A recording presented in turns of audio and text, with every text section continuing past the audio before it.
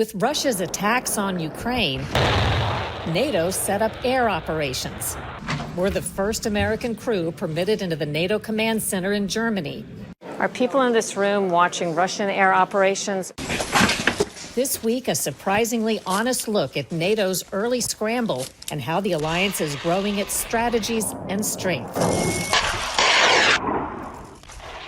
Mid-June in Texas and dangerous heat. It has been a summer of extremes in heat and increasing demand for electric power.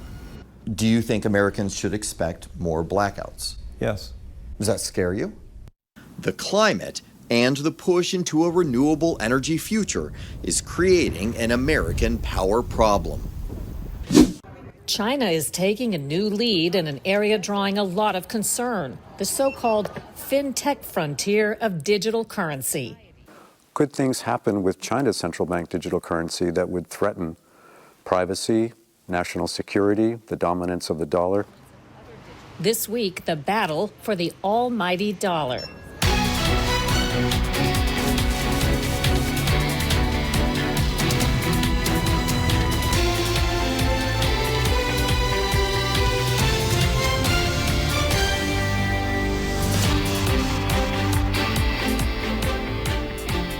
Welcome to Full Measure. I'm Sharyl Attkisson. As Russia's war with Ukraine drags on, Russia President Putin continues to issue warnings about NATO. NATO is the alliance of Western countries with the U.S. a key member. Today, we're off to Germany for a rare look inside the operation set up exclusively to coordinate NATO's response to Putin.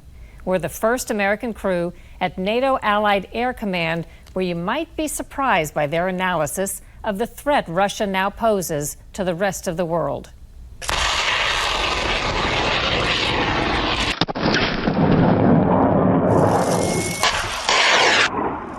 NATO was a big part of the reason Russia President Putin gave for escalating tension with Ukraine in the buildup to the war.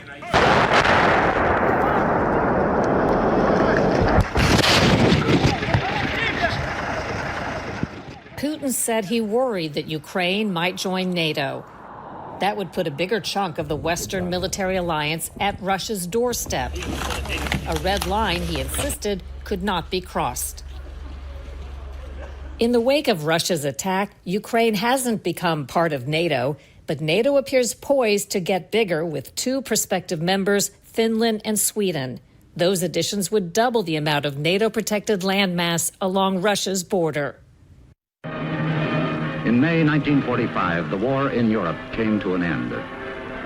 NATO's roots trace back to the late 1940s. The United Socialist Soviet Republic, the Soviet Union, had partnered with the U.S. and Great Britain in World War II to fight the Nazis. And its allied forces from the West had joined hands with the Russians from the East. But post-war, under Joseph Stalin, the Marxist-Communist USSR began installing communist-leaning leaders in liberated countries. Russia had swallowed up 8 European countries without firing another shot. There was fear the Soviets would spread communism into Western Europe and beyond. So in 1949, the U.S. and 11 other founding members signed the Washington Treaty in Washington, D.C. They agreed on a collective defense and shared risk of members. An attack against one would be an attack against all.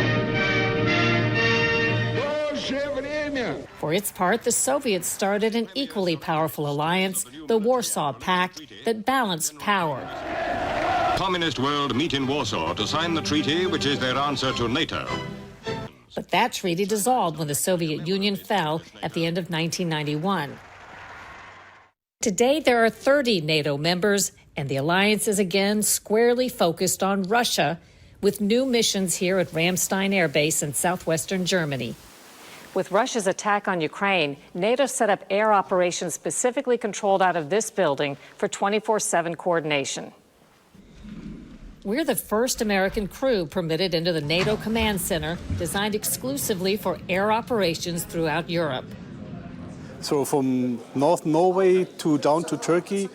General Christoph Pleat is Deputy Chief of Staff Operations at NATO headquarters. When Ukraine happened, shortly before we activated this headquarters to coordinate all Allied efforts in the air. In terms of defensive strategies, what are we doing? We are actually shielding at the moment against any Russian possible invasion into European territory. So we are flying at the borders so-called CAP missions with armed fighter aircraft. We have on-ground alert, 15 minutes readiness armed aircraft as well to be able to react to any situation which might arise. And we do a lot of training to keep our crews ready to be able to escalate and de-escalate as we wish for.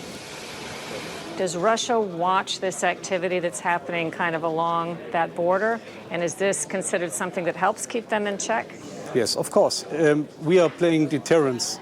That's the normal game between powers. So you want the opponent to understand and know that you are ready and you are able to defend your territory. So it would not make sense to defend 200, 300 kilometers behind the borders. It's quite close to the borders, but in a safe distance to the border. What was the worry in the beginning? So in the beginning, we were not quite sure what the intent of the Russians was. So we prepared to be able to escalate, de-escalate whatever the Russians were doing. We were defensive. We were in a high defensive posture. So we always had jets in the front.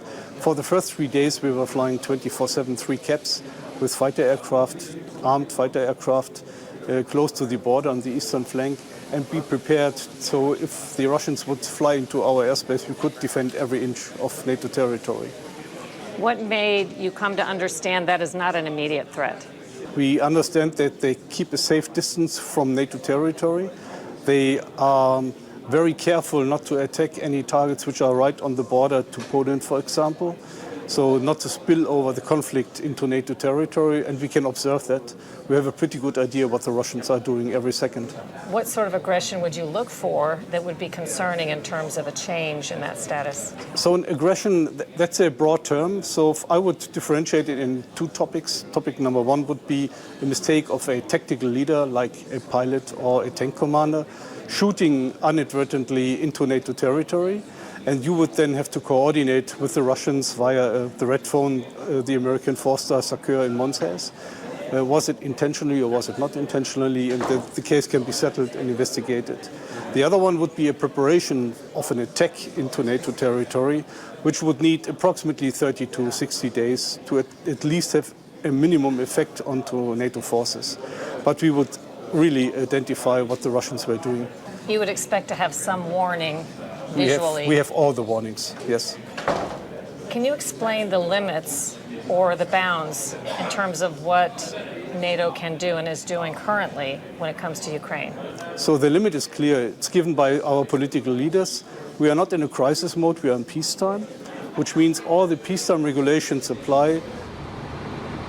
You are not shooting down Russian aircraft if they cross the border unless they are attacking and you are defensive. So you always can do self-defense, extended self-defense, and you always can protect your own forces should there be an attack on your own forces and your own population.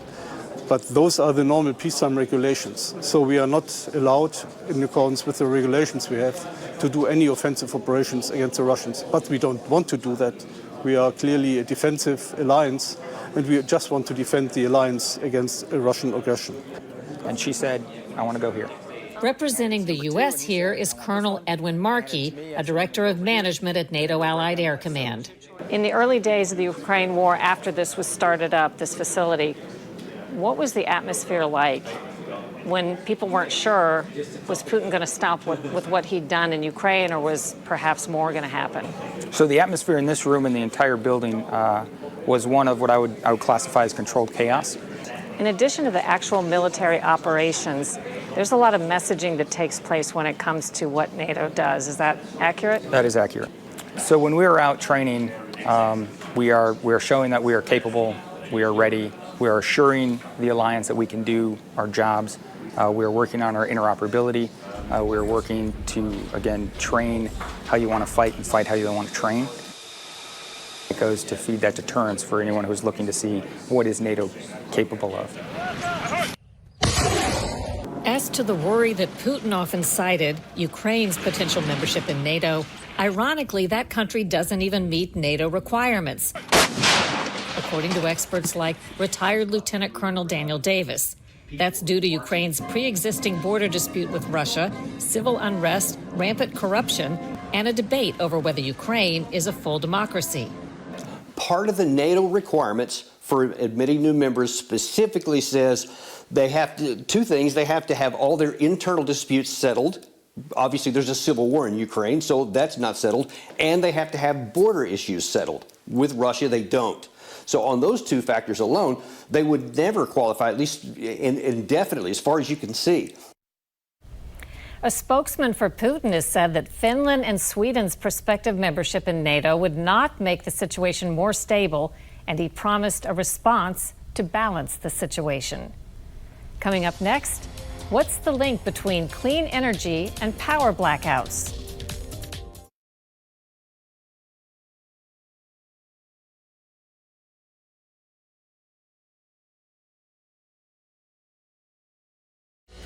America's push to move faster to green energy is compounding stress on the current system and creating a new brand of energy crisis in the U.S.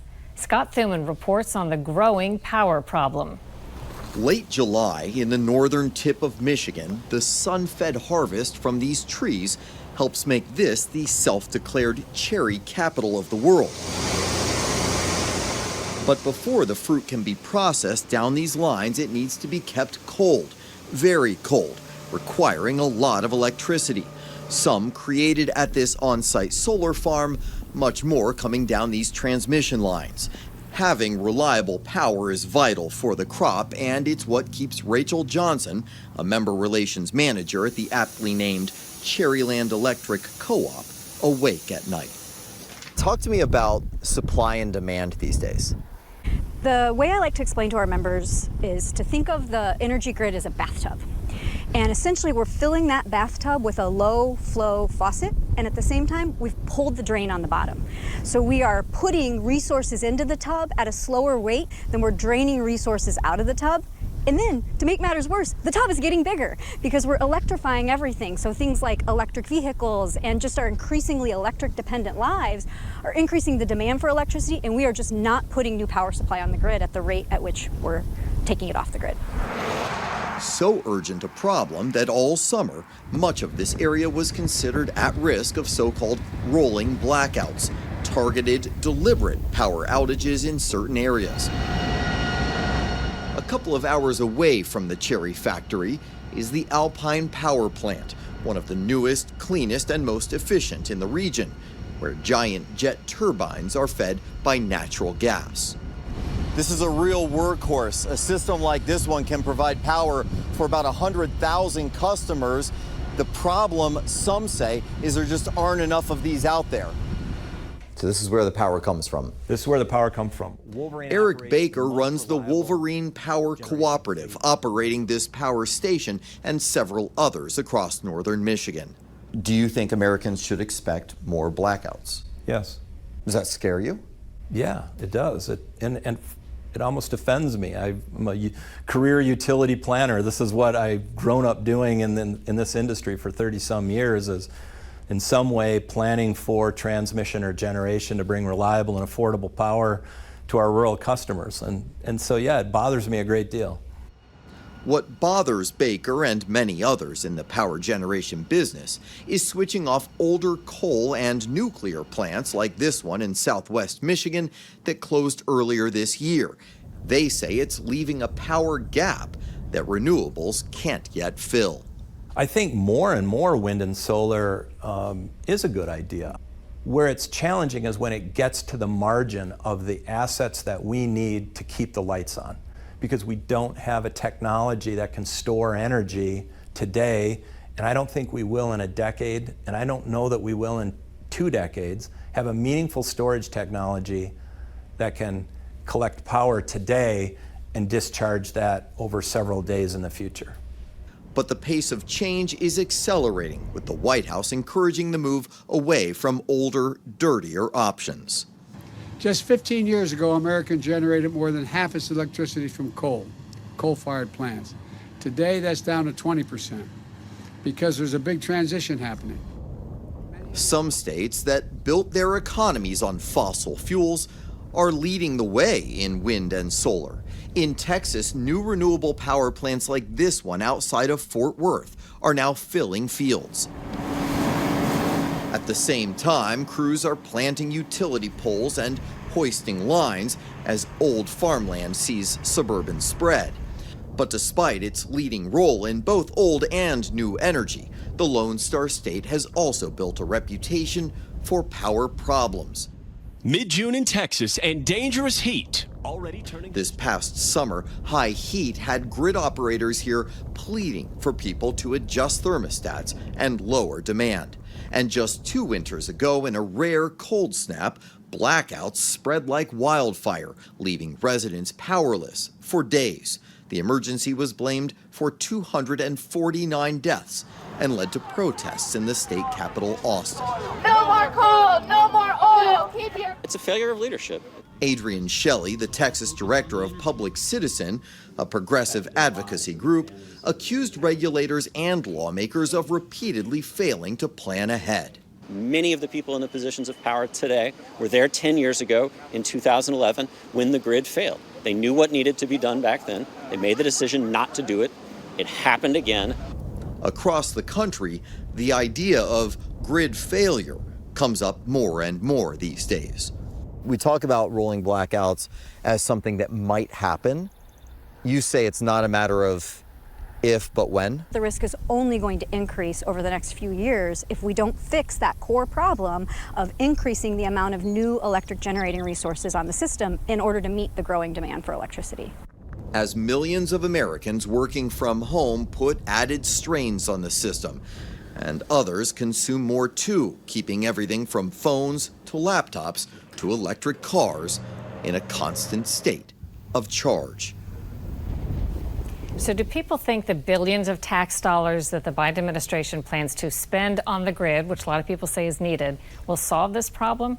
Well, experts say it'll help, but much more is going to be needed because while the Biden administration wants to spend $10 billion on the grid, you also have some experts who suggest that it could cost $2 trillion between now and the year 2050 to address all the necessary upgrades. Wow.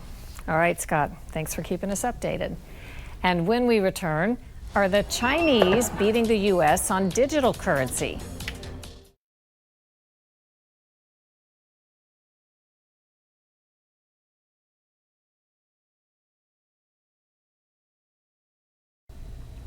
It is said that 1,000 years ago, when most money was held in coins, China invented paper currency. Today, the communist nation is in the lead on a new financial technology, or fintech frontier, an official digital currency backed by the Chinese government. And that's got the U.S. government scrambling to decide whether to do the same. China's digital version of its currency is called yuan, also named ECNY. The communist government promotes it as a step of cashless society. The currency can be purchased tax-free with no middleman. Analysts say it's China's effort to retain control and undercut the influence of other digital money and cryptocurrency like Bitcoin, which are backed by assets or nothing at all. Daryl Duffy co-directed a project at the Hoover Institution to analyze the implications. Why do you think China is doing this, what it's doing? The government wants to control anything where there's a lot of data and where there's a network of connections among Chinese citizens, and especially by a technology as powerful as a payments technology. And so we believe that the China Communist Party really didn't want to cede that market space to the private fintech firms that have pretty much taken it away from the big state-owned banks. So it was time for the government to step in and reassert government control over the payment market in China. What did China do before this panel of experts was convened that got attention and made everybody say we need to figure out what's behind it?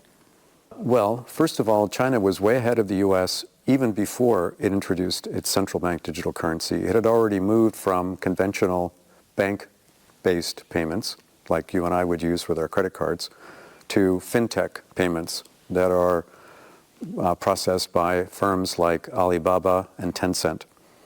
and those apps had taken over 95% of day-to-day payments by consumers in China. That really got our attention. And then when the central bank said, we're not only ahead of the US in that respect, we're also going to be first out of major countries with an official central bank digital currency, it occurred to us that A, is the United States significantly behind here, and is that a critical issue for the US?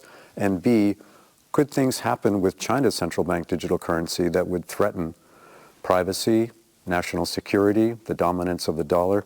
What are some of the conclusions you were able to come up with? Right now, the dollar is by far the dominant currency used in global payments. It covers about 40% of cross-border payments internationally, and China's renminbi is only about 2.5%. So because of that demand for U.S. Treasury securities based on the dominance of the dollar, the tax bill for U.S. Citizens is lower because the U.S. government can fund its deficits at a lower interest rate, not to mention a big commercial advantage, and also helps U.S. taxpayers lower their tax bill because everybody wants to own the dollar.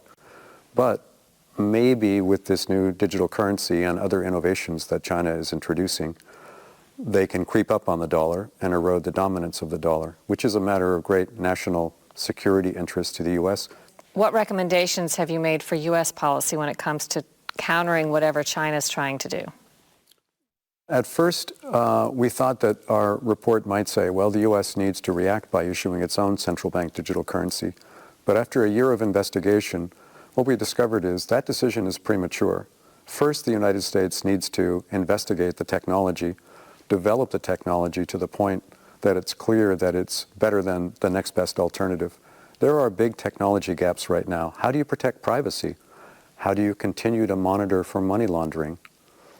How do you make sure that people that are not in the banking system now, the unbanked, can use this central bank digital currency and access the banking system?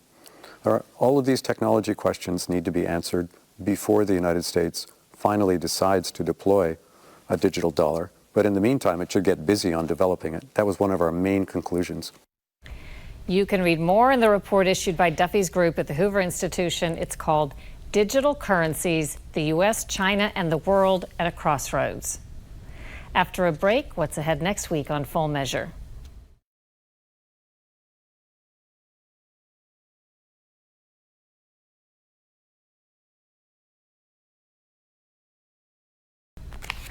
Coming up next week on Full Measure, we are off to Amish country where practically no one is benefiting from promises to wipe out college loans because most young people don't go to college. Full employment, no debt, and plenty of millionaires. Wait until you hear some of the incredible success stories built on an 8th grade Amish education next week on Full Measure. Until next time, we'll be searching for more stories that hold powers accountable. Thanks for watching. I'm Sharyl Attkisson.